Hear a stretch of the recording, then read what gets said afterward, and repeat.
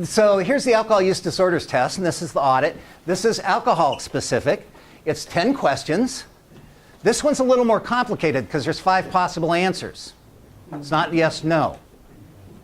It's alcohol specific. It provides information on frequency of use, information on level of use, abuse and dependence symptoms, and again, it's prefaced in the last 12 months.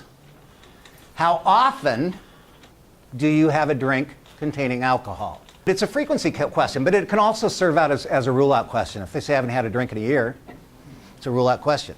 Stop your screen. How many drinks containing alcohol do you have on a typical day? And again, this is that binge use question.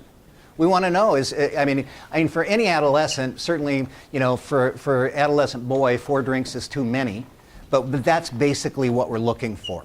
We're looking for that excessive use over those safe limits. I would say there's no safe limit for adolescents. Okay, but it's still a binge question. It gives you an idea of how much they're drinking when they drink, and feel free to explain what a drink is.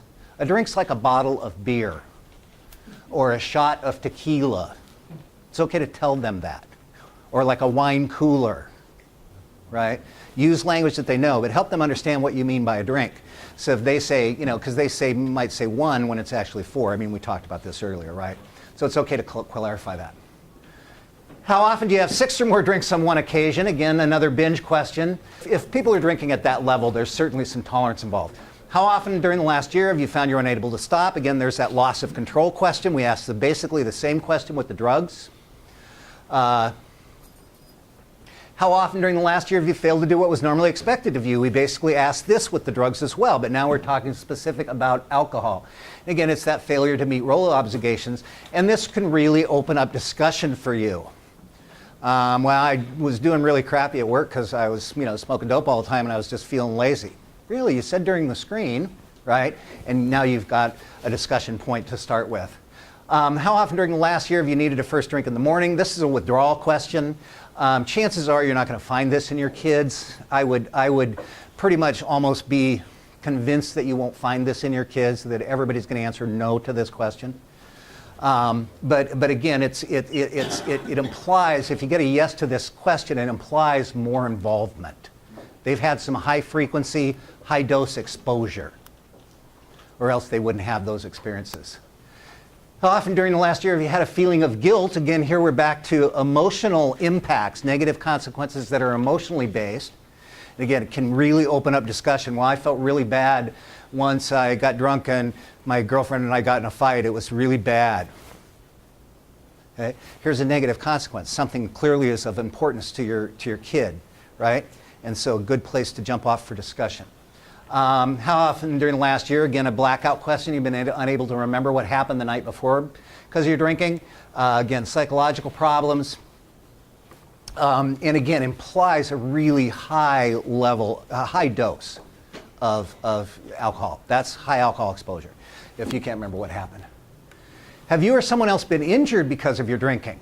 This is a really good question because, again, generally, if you go, yeah, I don't know, I was riding my bicycle and I was high and Bob was on the back and then we fell over and Bob, had to get stitches. I felt really bad about that. Again, opens up discussion. You mentioned, this story. Would you mind, could we talk about that some more? Would that be something you'd be willing to do with me? Those kinds of things.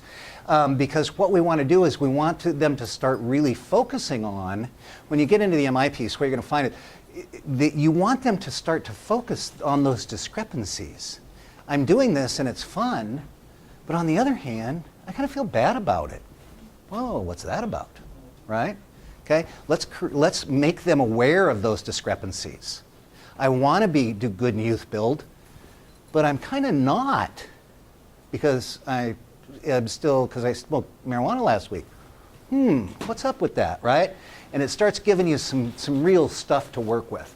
Again, has a relative friend or doctor, somebody else complained about your drinking. Generally with adolescents, you'll find it's boyfriend or girlfriend, or mom or dad. Or, well, you did. You might find that. But by and large, almost exclusively, it's boyfriend, girlfriend. you'll find, because they're hiding it from their parents, or at least attempting to. So that's the 20 questions. That's the audit and the DAST.